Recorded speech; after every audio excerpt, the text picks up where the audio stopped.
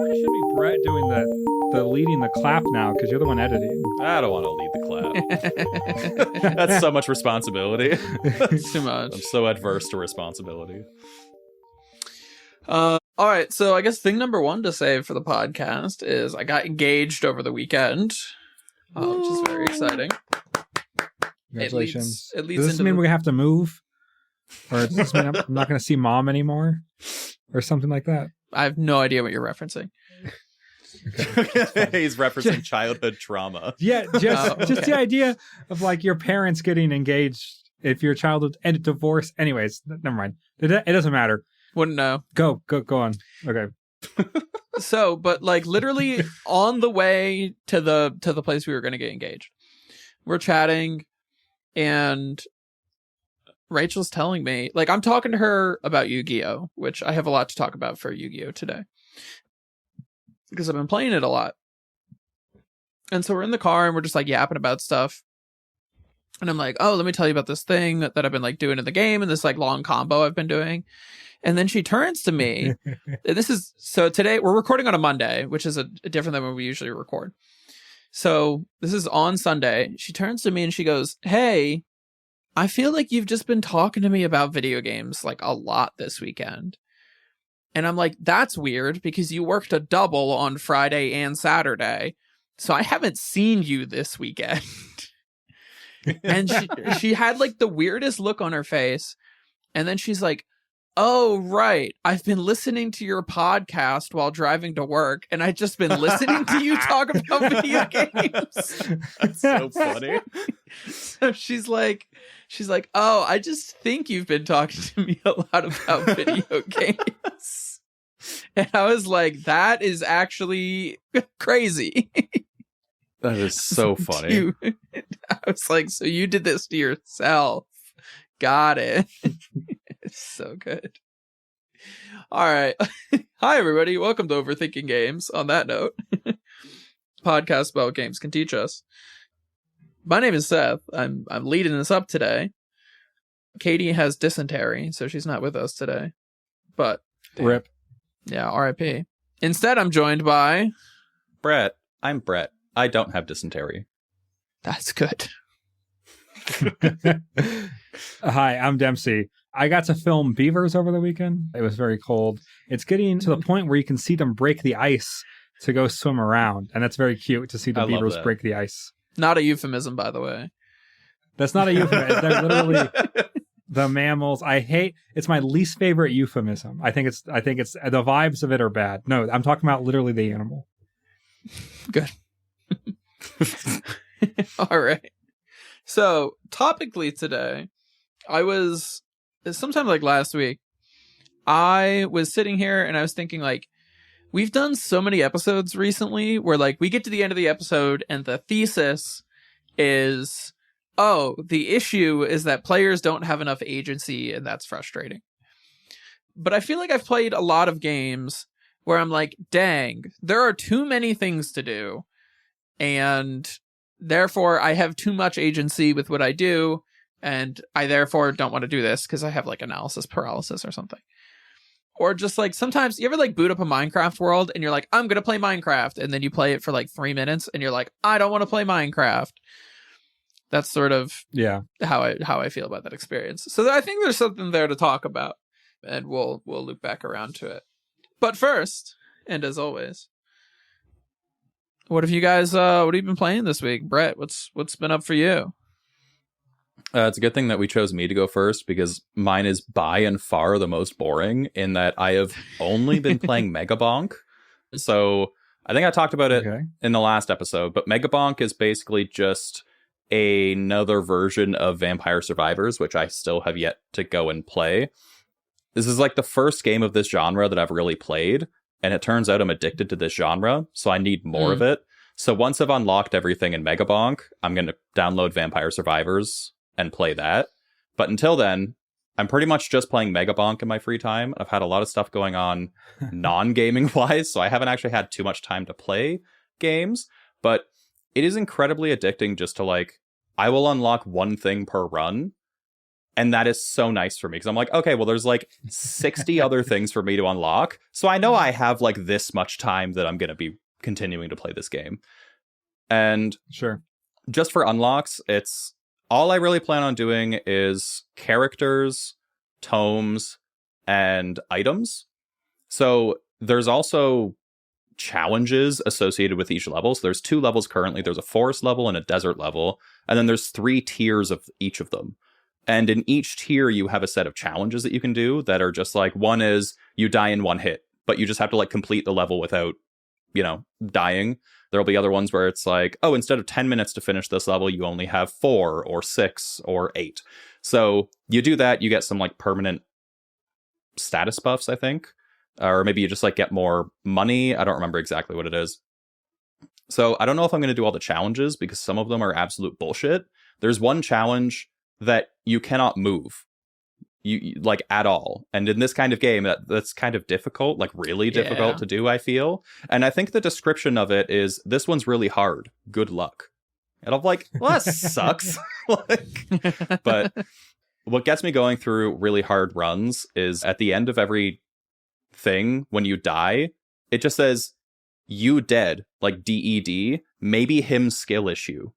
And I don't know why, but the broken English of like the maybe him skill issue, it still makes me laugh like 100 runs later, and it's keeping me playing the game. So all I've played is Megabonk. I'm boring, but I'm really enjoying it. That's fun. So are you Brett, do you like, I know Seth likes Warhammer. Do you like Warhammer?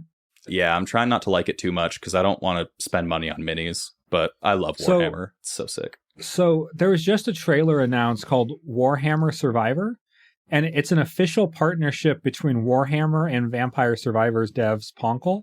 Oh my god. And so they're using the Vampire Survivor engine to make like basically like an official Warhammer skin version of Vampire Survivors. Oh my god. It's called Warhammer Survivors. So it was announced about a week ago. Today's November 10th is when we're recording. But yeah, so like it's a which I think is great. Like it's an official version, so they're not just like stealing the the game conceit or whatever, but it's like it's a partnership to make a Warhammer version of Vampire Survivors, which I thought both you guys might be interested in. Yeah, I'll probably play it.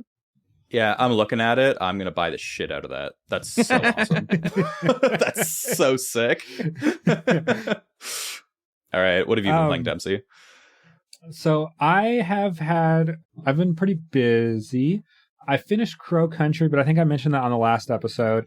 I played a game called Seasons, A Letter to the Future, which is kind of like I want to say it's like an Annapurna-esque game. Like imagine like maybe a smaller scale Annapurna-esque game.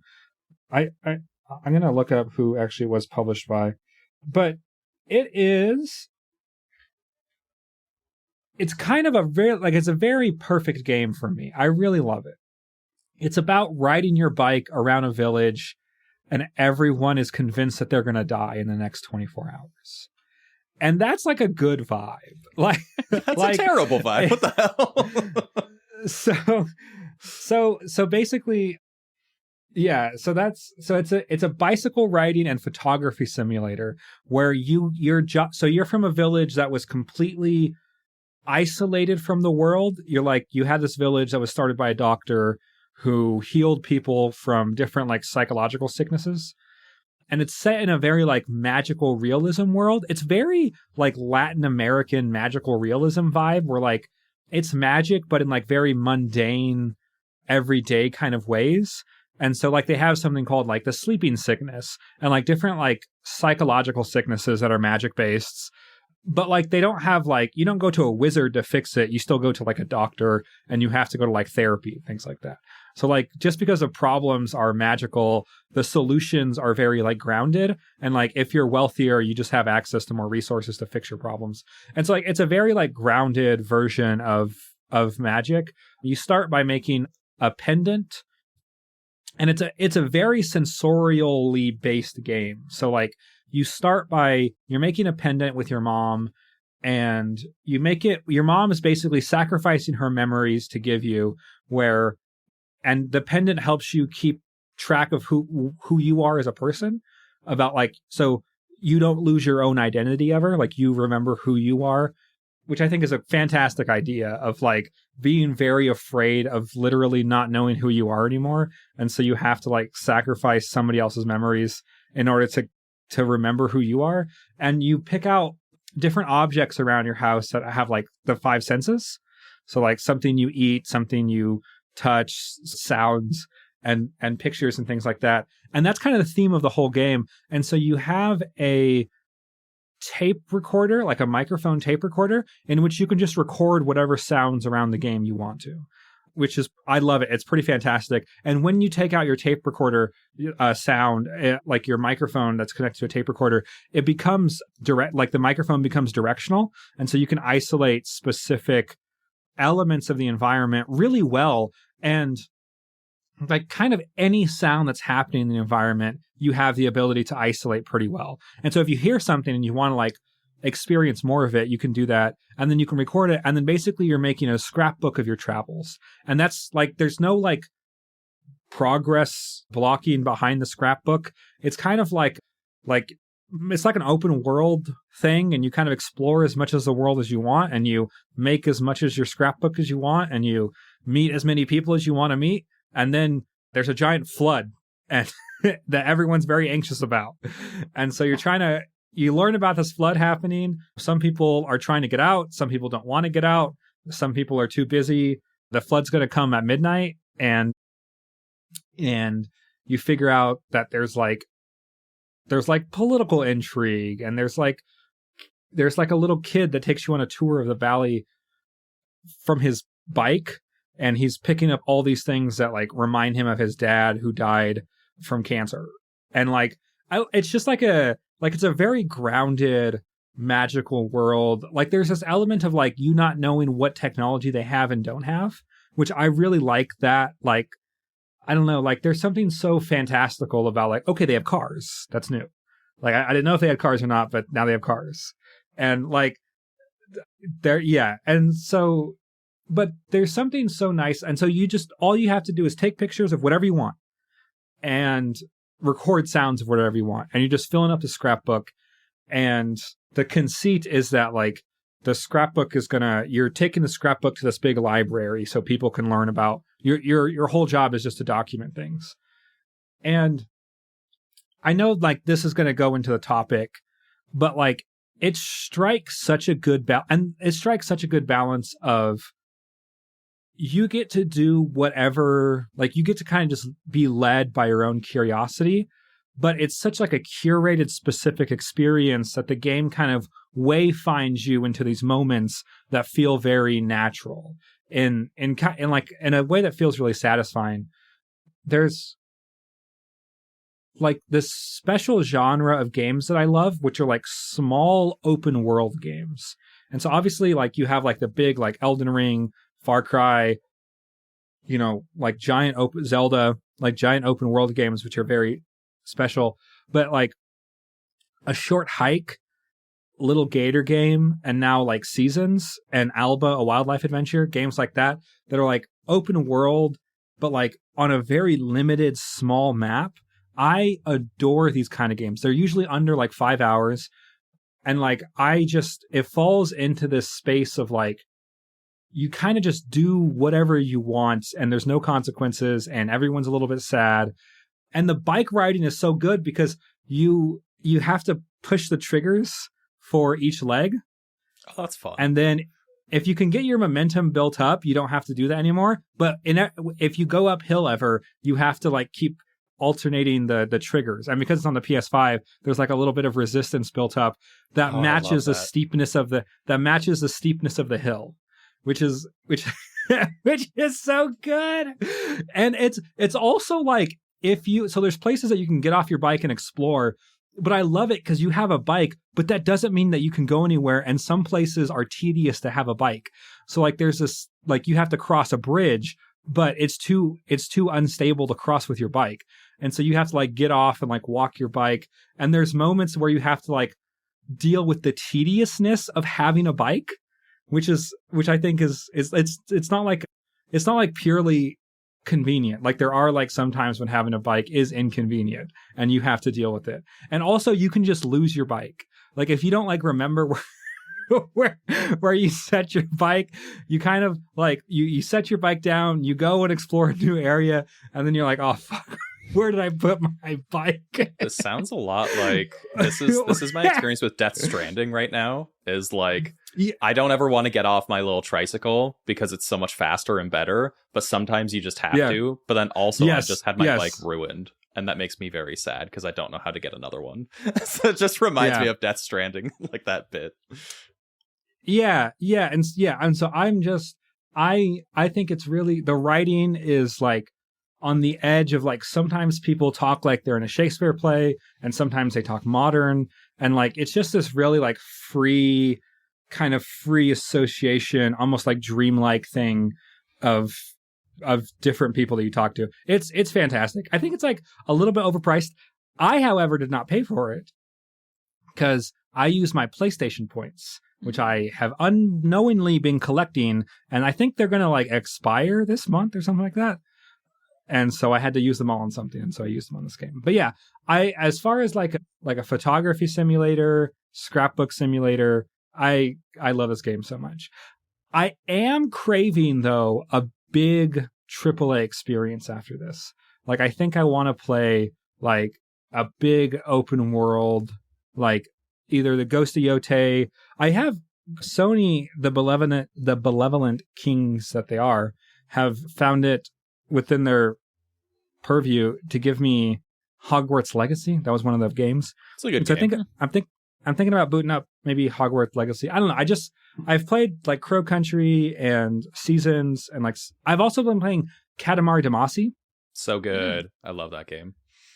Yeah, so my Steam Deck has become a little emulator machine where I can play kind of any game ever that came out before like 2012. And so I've been playing Katamari Damacy, which is really fantastic. And I've also been playing a lot of Mario Kart as well. Cool. So, Seth, what have you been playing? A couple different things to talk about, mainly because I haven't been on the podcast in a while, but like, I don't think I have anything from too far back. So recently, I think it's literally been almost like a month or 3 weeks since I've been on the podcast. I was playing through like whatever the RuneScape temporary game mode was, which was fun for a while. They literally just like jacked up experience rates by like 1,000%, and they're like, the game mode's open for a month, go have fun. And it was until I got to like the late game challenges that I'm like, oh, I'd have to go learn how to do like the late game raids. I don't want to do that. So I didn't. I just was like, all right, I'm done. But now I'm just kind of like passively playing the game, waiting for my monthly subscription to run out. Exciting things in the world of MMO gaming. Taking a look at my Steam library, I have been playing a little bit of Slay the Spire. And I think it's because like a friend of mine randomly, we were just like calling one day, and he's like, yeah, I'm going to go play Slay the Spire. And I was like, what a banger of an idea. So I like grinded out a couple like random ascension levels on Watcher and Defect, as you do when you go pick up Slay the Spire every once in a while. Before I get to the main event of what I want to talk about, I got a notification that a game on my wish list has a new demo. So as of today, is a game called Racoin, which is a coin pusher roguelike, because we just turn everything into roguelikes these days. It's like, you know, the arcade machine where you like put in a quarter and it like shoots out, and then there's like a bunch of quarters in the machine, and then any that it like pushes off you get. It's that, but it's a roguelite. The demo was okay. I played like 2 rounds of it, and I was like, yeah, this is certainly a thing that they turned into a roguelite. It feels They're really stretching the boundary of what a roguelike is. I feel like every day we stray further from God, and I don't know what a roguelike is anymore. Yeah. Every day people just need to go back and play NetHack and be like, yes, a true roguelike. It fails victim to the same issue that I feel like a lot of roguelikes, podcast topic for a different day, that are like based on a thing fall into, which is like they're based on a thing.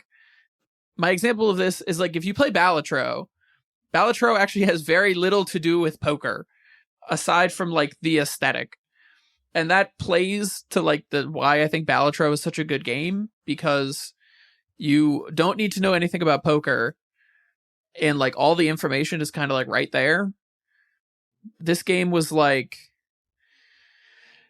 it plays too much into its gimmick, and I'm like, okay, it's fun, but like I'm not gonna play this for more than like 20 minutes. It is a demo, but like I don't know, somebody will enjoy it. I don't know. Again, Steam says I played it for 25 minutes. Yeah, might play. I just can't imagine putting any more than like 5 minutes into that game, because it's just like, oh, cool, I've pushed coin. Now what? I push coin again? Well, like, it's just... you know, they do the roguelite thing, right? So there's like, oh, there's all these different like special coins that you can get in the shop after every round. And then they have like passives, and then they have like actives. You know, it's very formulaic in terms of like what you would expect from the roguelite genre. The big thing that I've been playing a lot of, and as Steam tells me, 27 hours recently, is I've been playing Yu-Gi-Oh! Master Duels. Because why was I inspired to do this originally? I was down in my hometown around when I was originally scouting out the place I was going to propose. I took a day off work. I was down near my hometown because it's where I was going to do it. And I was like, I wonder if there's a card store or like a game store nearby, because there was not one when I was growing up. It's one of our main complaints. And I found a place, and I was like, oh, cool, let me check it out. And they had a bunch of like Yu-Gi-Oh! Product. And for whatever reason, I had gotten on this idea that like, oh, maybe I should like check out Yu-Gi-Oh! Just because like I like card games, and it's just a card game that like I know nothing about. And the starter set is cheap. They have a Yu-Gi-Oh! 2-player starter set for $20 that has, it's actually really cool. It gives you 2 decks that, you know, are obviously like not good, but it comes with a booklet, and the decks come in a specific order. So you're supposed to open it up, and the booklet literally says like, it's a comic that's like, oh, hey, we're going to like teach you how to play Yu-Gi-Oh! Like player 1, you have like the black deck. Player 2, you have the white deck. All right, player 1, flip over your first card. Oh, hey, it's like a normal monster. Like the whole first half of both decks is telegraphed, kind of like a video game tutorial.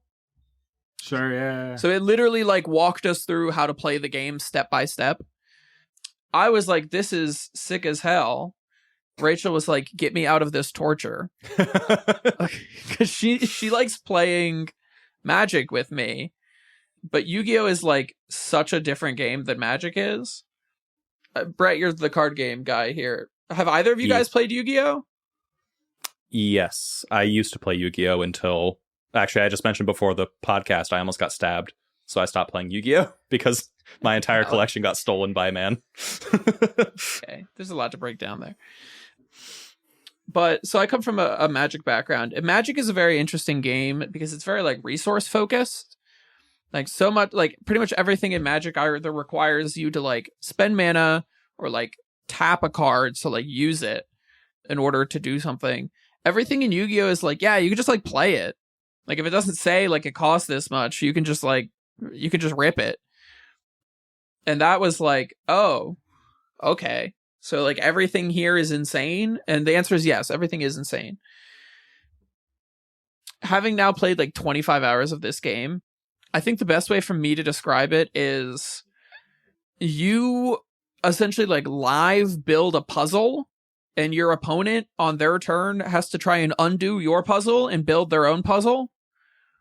And then it's like, and that's the game. It's just like live puzzle building.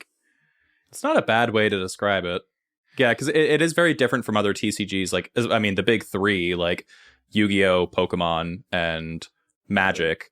Magic and Pokemon are fairly similar, like relatively. I mean, there's a lot of big differences, but I mean, fundamentally, I think they're kind of on the same level, but Yu-Gi-Oh has always been very different. The way that I was thinking about this is like Magic is very resource focused, Yu-Gi-Oh is very not resource focused, and Pokemon is like sort of in the middle from like what I understand on how to play it. The only tricky thing about Yu-Gi-Oh is that every deck is essentially the equivalent of like a Magic the Gathering combo deck.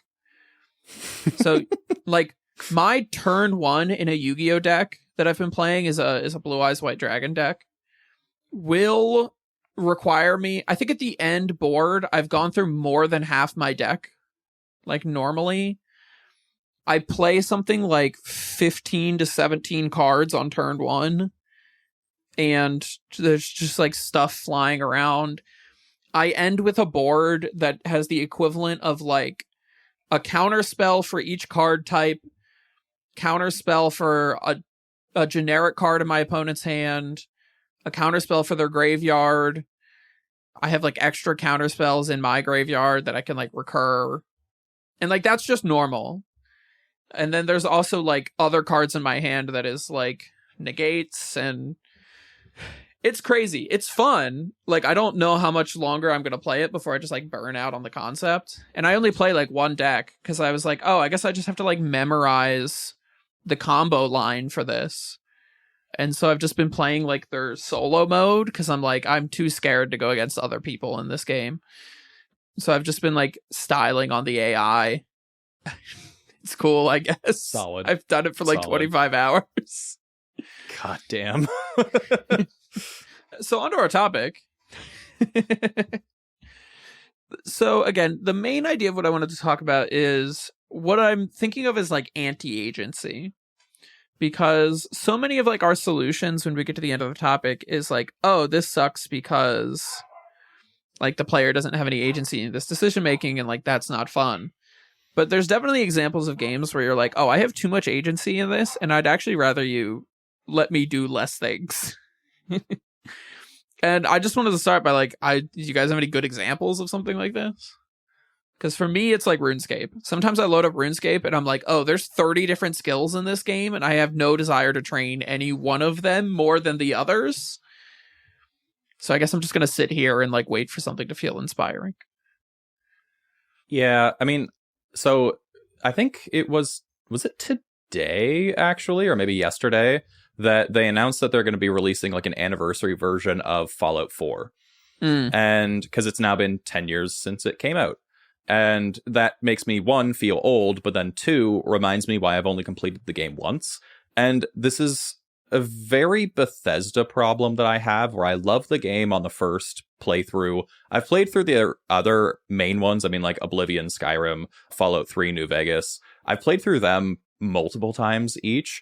But I find that lately, I don't know if it's just where my brain is, anytime I boot up a Bethesda game, very specifically Fallout 4, I load in, I do the intro, and then I'm like, okay, now I can just walk wherever I want. I can do whatever I want. The main quest is there, and I could just follow the main quest, but I know I'm not going to because I'm distracted by every rock, squirrel, nook, and cranny that is in the game. And I end up just like booting off in 5 minutes, and then I don't play again for a year. And then I'm like, oh, I should really go and play the Fallout 4 DLC because I've still never played it, but I want to play through the game first. So I'll start a new save, start playing again. And I always put it down because there's just way too much to do in any Bethesda game. And I end up with just crazy decision paralysis where like, okay, no, I could just do the story. But no, if I just do the story, then I'm not going to get this. And like, I want to do the side quest because I really like this side quest. But to do this side quest, I need to do this side quest. And then I burn out. And I'm like, there's way too much agency. Like I'm thrust into a wild, crazy, massive open world, and I have no idea what to do with it. And yeah, that's been my experience with pretty much every Bethesda game lately. So I was not on the morality episode, but I listened to the morality episode. And I disagree. And I wish I was there to talk about this. Oh, are you just searching topics on us? Well, no, because it has to do with agency. But because what you said was that a lot of times that to solve the issues with games, the solution is to have more agency. but I desire such little agency, specifically in moral decision making. I don't want any agency in moral decision making. I would like to follow some kind of clear objective standard. And so I think that first of all, I think it's a dispositional thing where like right now I think right now like playing Fallout would feel really good because I've played a lot of these very curated experiences from Clair Obscura to Crow Country to Seasons. Like all of those were like very Demon Souls before that. All of those were kind of like very curated, specific experiences. And now I'm kind of itching to play something looser and open world, something that has sections where I can throw on a podcast and I'm not going to miss story or whatever. So I think it's disposition on like what I want out of my gaming experience. Some games stretch this too far, like Minecraft. Minecraft is a game that I have never I've never had a save with more than like 10 hours on because I'm not even like bored of it because I don't stick around for long enough to be bored. I just get like uninterested, I would say. Like boring would be like if I was sticking around with the game that I didn't really like that much, but I wanted to see the story or whatever, maybe that would be boring. But like this is like, this never gets to the point of being boring. I just kind of fall off. And but like I think for me, like Far Cry is a pretty good sweet spot of like, it's a big open world. But like, I don't know if that's really agency because like the only thing you can really do is shoot people. and so just because you can shoot people in a lot of different ways, like, I don't know how much agency there is and how much you shoot people. And also sometimes games have like a very curated experience with maximized agency. So like games that have like different kind of like Undertale, for example, it's a game where you have kind of like, there's like completely wildly different ways to play that game, like pacifist versus genocide.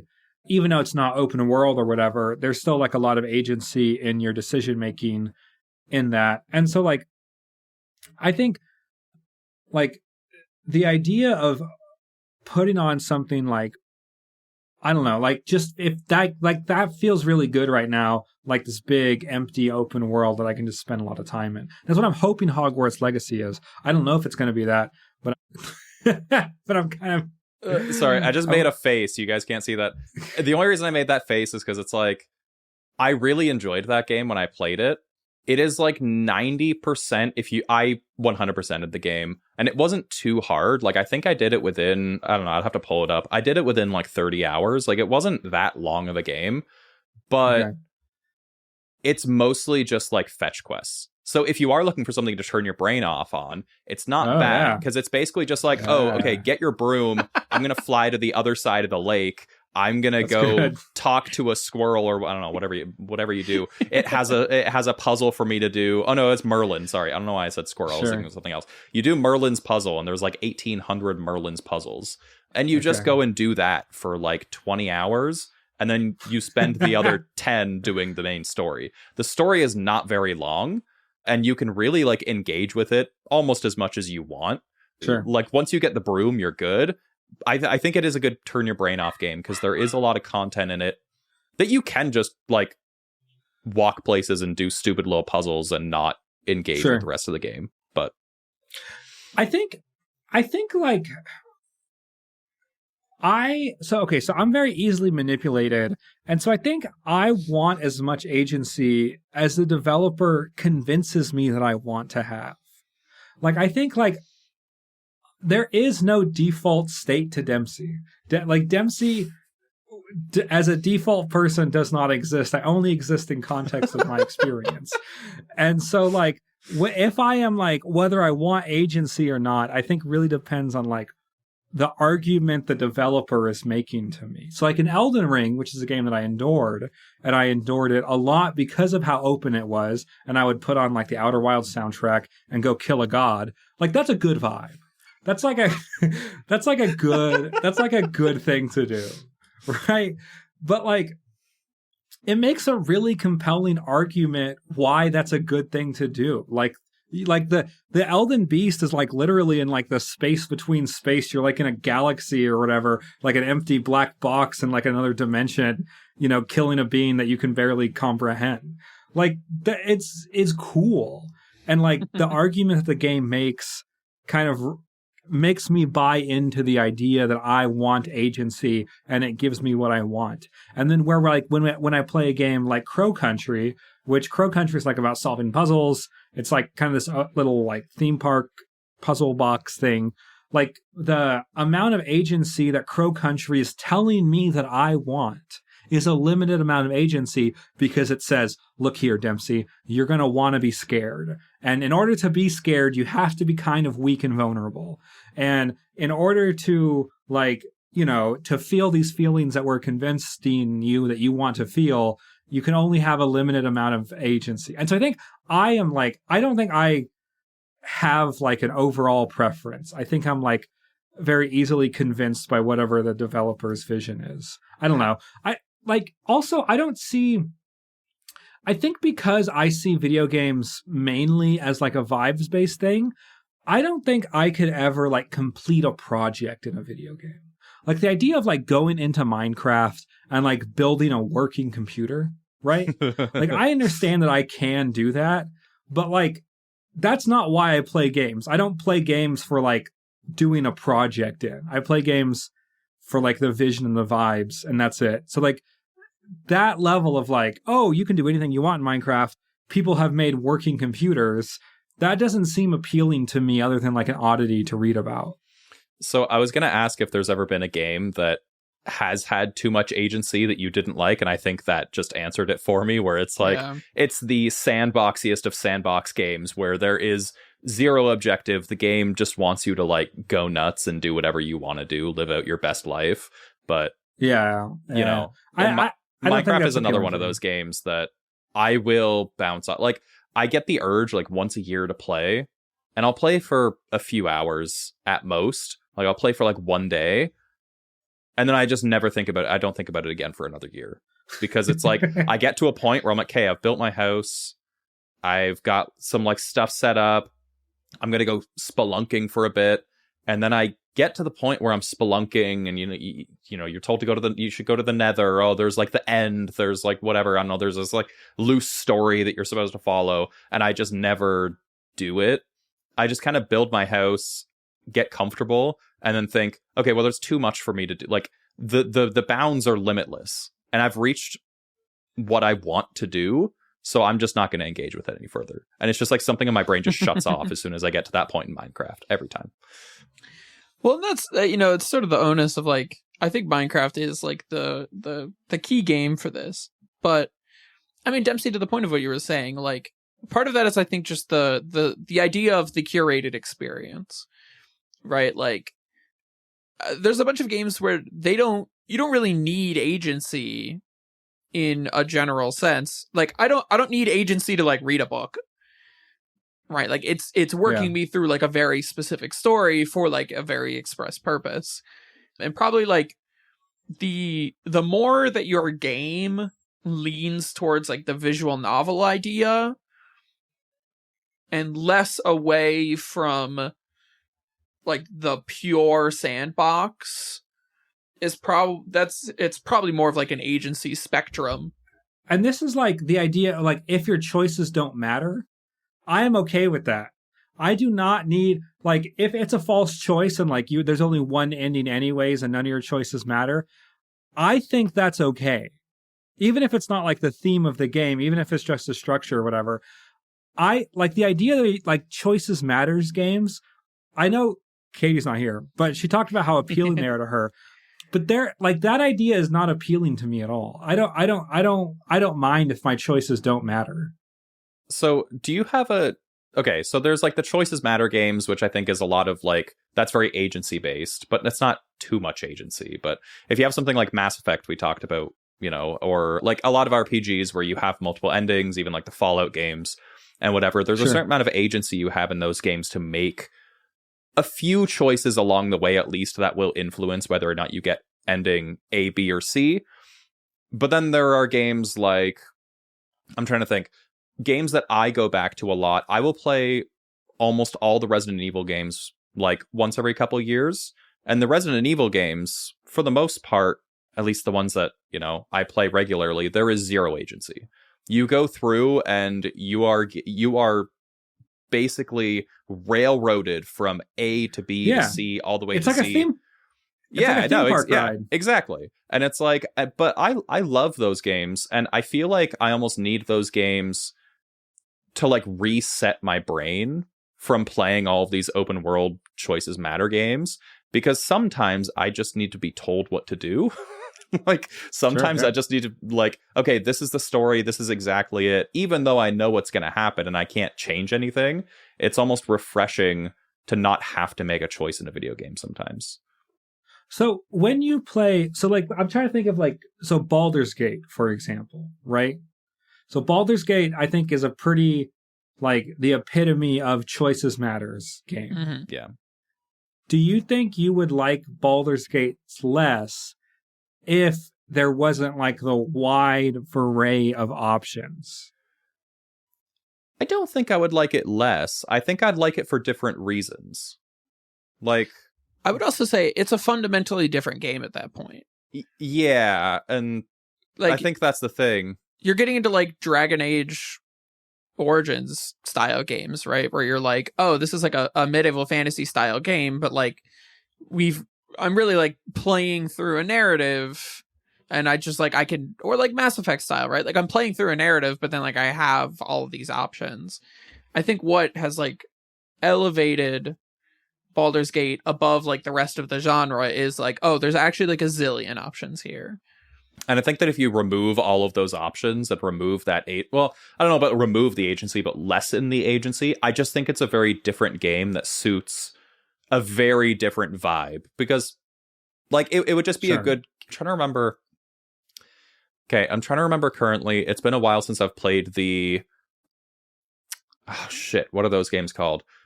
Pillars of Eternity games.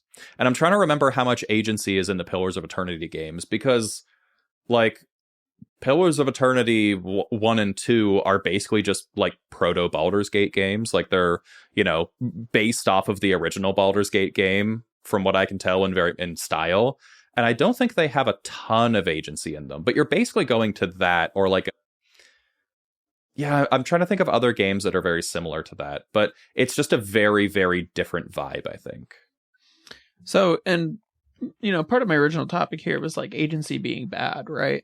And I think just to like bring up a couple of the games we've just been talking about, it's probably one of those reasons, or I would say it's definitely one of the reasons why like I have not enjoyed Baldur's Gate as much as everybody else, is because like to me there are too many things to do. Like even in playing the game, I'm like, oh, I want to explore the consequences of this decision tree. But in like most games, that decision tree does not have consequences, and oftentimes in Baldur's Gate it does. And I don't want to have to deal with the consequences.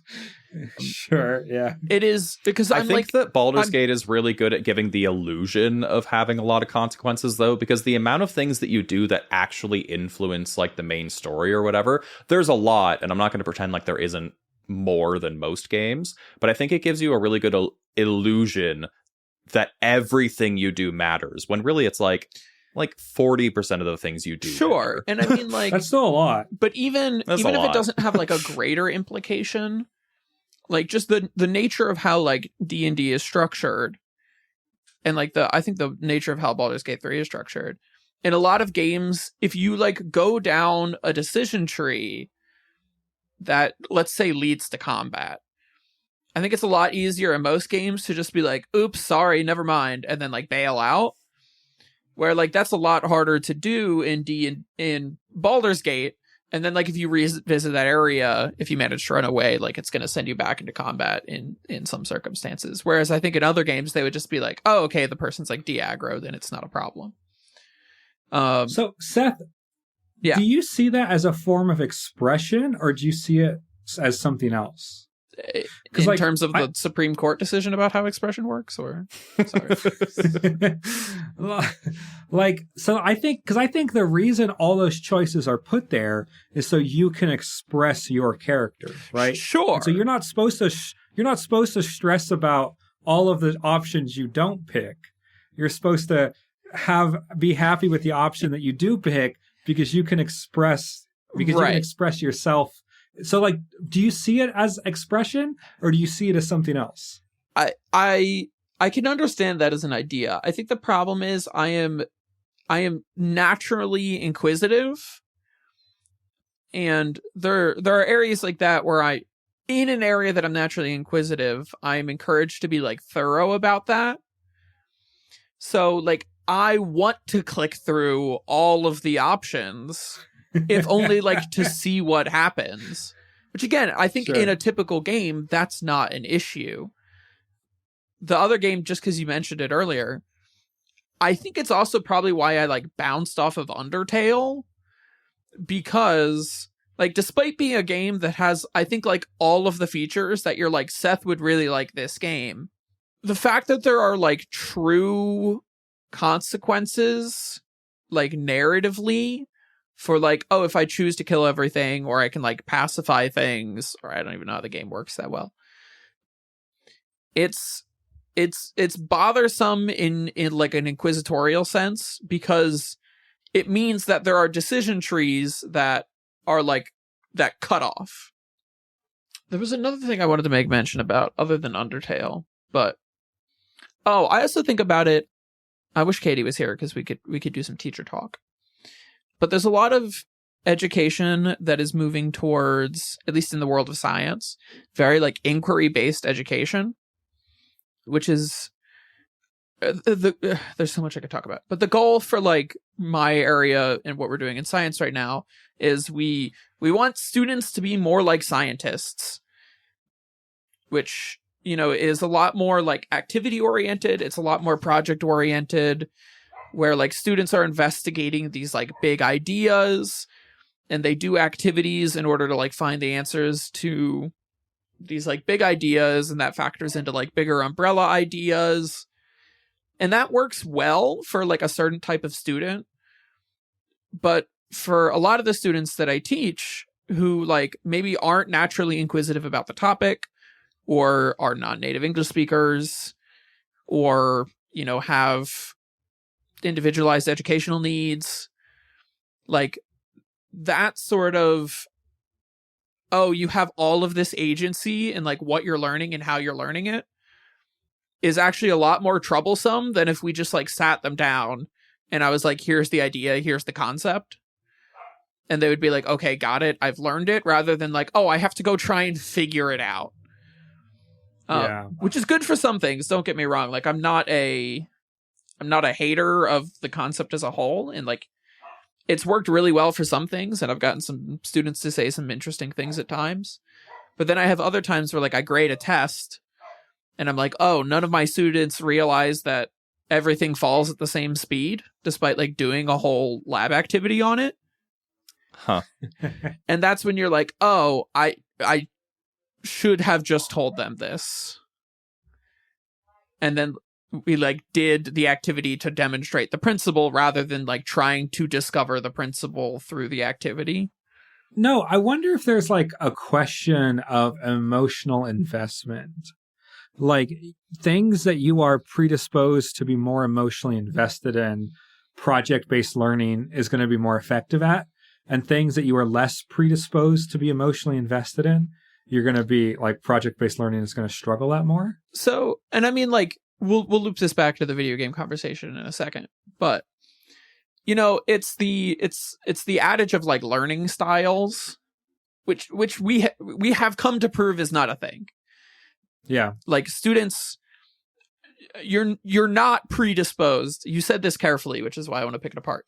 You're not like predisposed to learning in a visual style, or learning in an auditory style, or learning in a project style, or learning in a direct instruction style.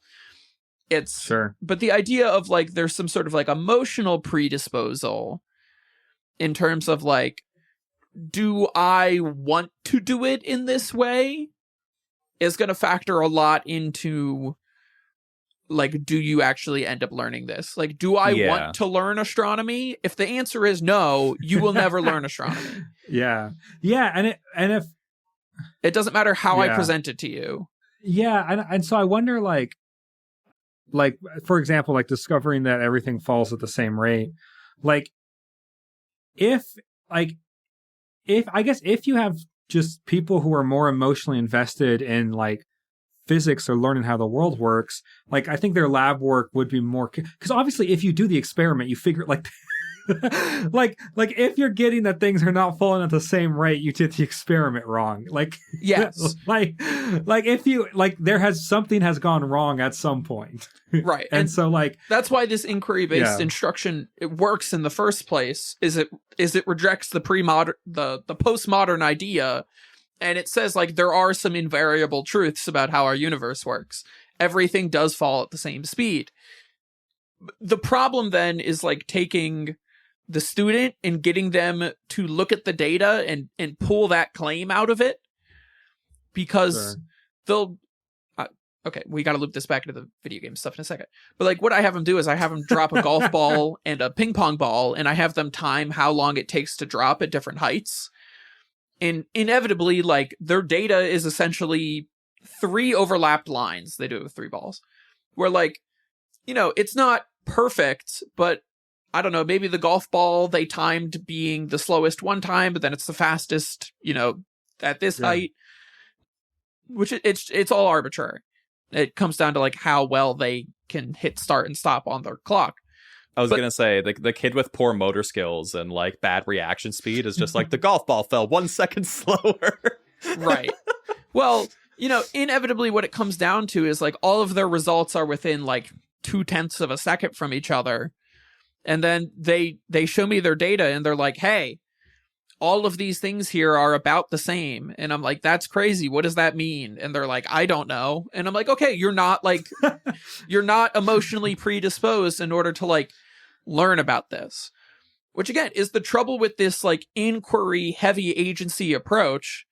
Yeah. Is if you're not doing it with interest to actually like explore, it's not going to be an enticing idea for you. Which to me, to loop back to the like the whole like agency idea here for games, Minecraft is like not an exciting game if you do not feel like doing the conceit of the game. Which is like, if you don't want to like design and build your own house and like go look for the resources for it, this game is gonna suck. Surprise. Yeah, no, I think that's so true. Because like when I think of games where I really enjoy the agency, it's because I enjoy expression of some sort, and that's something that I am very much predisposed to care about a lot. And in games where I care less about expression, I care less about the agency. Like it's not a factor for me. So yeah, I think like if it depends on where like the emotional buy-in is. I agree with that. And that's why like a lot of games for me end up just being, I mean, I think I've brought this up like every episode, but it's like it really ends up being like, where is my ADHD at the moment and what can I latch onto? Like what can I let myself get emotionally invested in and what will I not bounce off of? Because games like Expedition 33 that don't really give you any choice up until the end, I got very invested in that, and that's just a railroaded experience, despite, you know, there's a lot of extra stuff that you can go and do, and whether or not you want to consider the amount of side quests agency or not. But then you compare that to Baldur's Gate, which is like the true choices matter game. Like, you know, probably half of the decisions you make actually end up affecting the game in the long run and affect the main story beats. But I can also let myself get latched onto that. But I can also latch onto it in a different way of, because I'm really interested in the Dungeons and Dragons IP because I'm very emotionally interested in the IP, and I really like the different classes. I like being able to like use different spells, or this time I want to play as a druid, this time I want to play as a warlock. Like, I'm very invested in the different class options and the amount of options that are available, not even story options, but just like the agency that I have to express my character the way I want to express them, whether that is choosing different skills for them, respecing them, changing their clothes. Like, it's, you know, there's a lot of things that can represent my character's journey. And I think because I'm so emotionally invested in that line of choice, I think I can easily get absorbed into that kind of game. So like, emotional investment, I think, is a really big part of like agency, good or bad. No, and I have one example of this is Pokemon with me. So I have started like the first Pokemons because they're available on, I think they're available on the Nintendo. You can play like Pokemon Yellow or whatever, like the Game Boy on the thing. online. Yeah. And I've always wanted to play those. Like, I like the idea of having little monsters and things like that, but they're so text heavy and tutorial and like at the beginning. And I'm like, I am not invested enough in this to withstand this. Like, I think like maybe like a lot of games, like a tutorial, I think is so important, not only so you understand the game's mechanics, but so you're invested in what the game is trying to do. Like, you understand so you can be invested in what it's trying to do. Like Zelda Breath of the Wild, like, is lauded for having an incredible tutorial, but like it gets you invested in what you can do. And so I think like for me, like maybe an example of like where a lot more agency would have been very helpful is like specifically at the beginning of a game when I'm deciding if I'm emotionally invested or not, and you've taken away all agency and I can't even skip the cutscene. And I'm like, I actually find this incredibly difficult to care about. And so I never made it like far into a Pokemon game because I don't care enough. Like I just can't get absorbed into the world of Pokemon, which makes me very sad. But they're so fucking text heavy. Okay, but I'll pull the other side of this to say that to me this is a little bit of like a Dempseyism, because like I think there's plenty of games that I play where like I would actually rather have more tutorials. Because sometimes you boot up like a complex game and you're like, I have no idea what's happening. And there's like no explanation for any of this. So like I am just left to my own devices to figure things out. And like that's too much agency. Like if you had just worked me through like, okay, I don't need to know that like A is jump. But also, what's my classic example about this is like classic fighting games.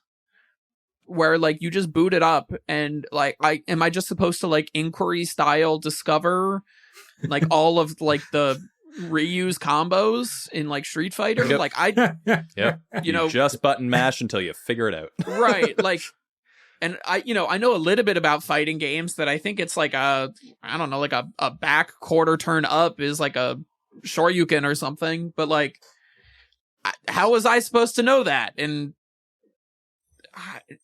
just tell me. Just have a tutorial mode where it's like, hey, here is all of the combos and like the button press to do it will let you out of the tutorial if you do it correctly 3 times in a row. I know that the Soul Calibur games, they have like a mode where you can, or at least the older ones. I haven't played Soul Calibur in a few games, but like Soul Calibur 3 I played a lot. And they had a really good version of that where they had a mode where you just load in as one character. And then you like press a button and it shows all the UI, which is like all of the combos this character can do.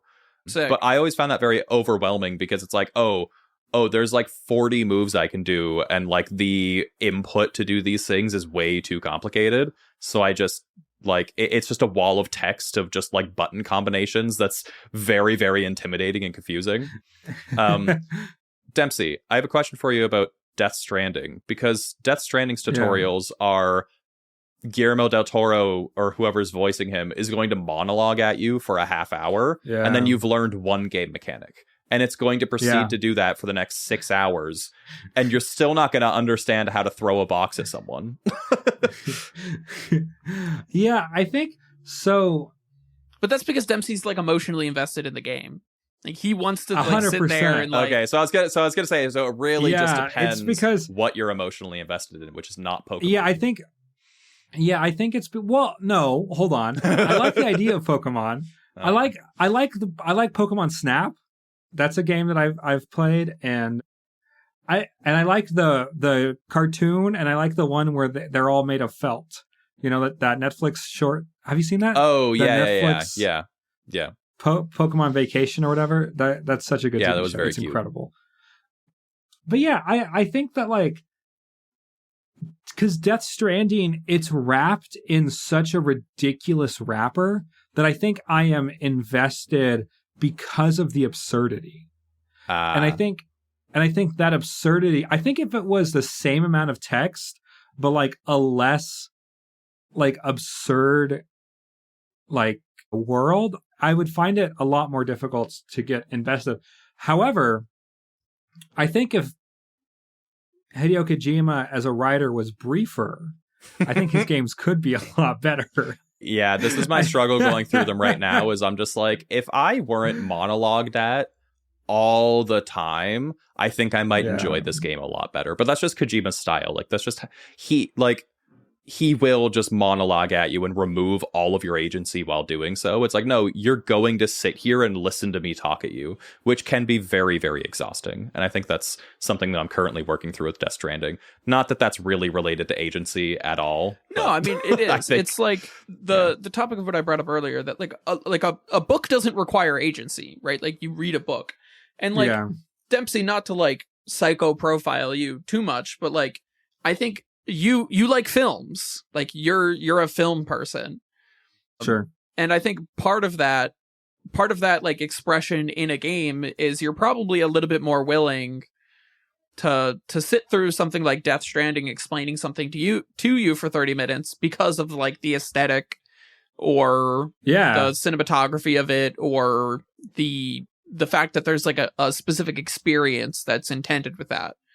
Versus like Minecraft, where there is no aesthetic to the experience of doing it once you've already like seen the Minecraft aesthetic for the first time. I agree with that 100%. Like once I've experienced the vibe of like wonder and mystery of like the world, and then like that's the vibe that I care about or have immediate access to, like building myself like a medieval castle or whatever is just like not. Like that's, oh my God. And it's weird because like, I think there's a lot of like, Minecraft is interesting because there's so much that is, I think, worth admiring that other people have done. Like you can go on, if you have a good computer, you can go on and do like a 2-scale Lord of the Rings tour of Middle Earth in Minecraft, right? Which is absurd. Like that is so unbelievably cool. That's not me. Never in my heart of hearts, I could never be a participant in a project like that. Like in my heart of hearts, especially when it comes to video games, I am an audience member who wants to be taken on a ride. The idea of being my own director and audience member, I don't want that. I just want to do the tour. I want someone else to make it, and then I come in as an audience member. I don't want any of the co-creation bullshit. I am there to be taken on a magical journey. And I think anything that like demands that co-creation is really difficult for me to invest in. Not that it's bad. I think that like it's really cool, but I'm not the kind of gamer to want to engage with that too much. Do we have our closing statements? I'll say my closing statement, and then we'll let Seth finish it up because it was his topic. So my closing statement is that the amount of agency that I have that a game gives me, I'm not that interested in. It's not that important to me. Even if the game wants me to do things I don't want to do, it's still like saying something about the character who does want to do that. Like in Call of Duty or whatever, when you're like shooting civilians or whatever, it's not like saying anything about me. It's saying something about the character who's shooting the civilians. And so I don't feel the need to have to have agency in that moment. I'm being taken on a ride. What's your closing thought, Brett? I think that for me, it's really just talking about you have to be emotionally invested to be able to like want to put your time into something is a really good point, because largely what I want to put my time into agency wise, whether or not it's an open world game or it's a railroaded experience, really depends on where I am currently in my life and what kind of mindset that I'm in. So it's like, am I really willing to like go on a self-guided journey right now? Do I have the mental capacity for a self-guided journey? Or do I need to be handheld a little bit? Do I need to just be taken through someone else's narrative experience? And so I think for me, the point of like too much agency is just kind of like how much I can be overwhelmed with decision at a moment, which varies day to day sometimes. So I think that's really my end thoughts on that. Yeah, I'll finish this out by I like the emotional investment sort of lens on this, because I think it frames, get it, lens frames. Great. I think it frames the idea of like, yeah, there is like, even if a game has a lot of decisions you can take, if you're invested in going down those decision trees, like you'll have fun with it and you'll find it interesting and it's something you're willing to do. In the case of like me playing a lot of Yu-Gi-Oh recently, like obviously it's a card game that has like 20, 25 years of cards and sort of like experiences that are backing it up. And yeah, I'm willing to sit down and learn like a 10-minute combo for this game that I've never played before, sheerly on the onus of like, I like card games and right now it's interesting for me to do so. And eventually it will no longer be interesting for me to do so. And then like, I'm going to stop doing it. And there's nothing wrong with that, right? Like, I'll be happy if I've played like 30 hours of Yu-Gi-Oh in my life and it just sort of gets added to like my repertoire of game experiences. But like, I could be playing any deck. And, you know, I chose this one because why not? Blue Eyes White Dragon's cool. I'm emotionally invested because I think it's cool. And therefore, like, I'm willing to put up with all the decision processes that have to go through. Anyway, brings us to the end of our episode. Send us an email if you have any. I have to do Katie's role. Katie's not here. Send us an email in the show notes if you have any opinions on agency versus non-agency. We do read your emails. We're all shared on the email. And if you send us something, usually Katie is like, guys, we got an email. And then we all flood and go like, read it. So we do see your stuff if you send it to us. Do people like, comment, and subscribe? Is that a thing? Does Katie usually say this? Follow us on TikTok or Instagram. We have a Blue Sky. The only thing I use Blue Sky for, which I realize I need to get better at, is just complaining about bugs in indie games. It's complaining about very small teams not fixing their games. I thought you meant literally like bugs, like complaining about like I hate insects. The etymology I hate insects of indie games. Oh no! What? Which honestly, something you would do. We're on YouTube. Like, comment, smash that subscribe button or whatever Katie would normally say. Smash that like button, brother. I think. Okay. All right. Bye. Bye.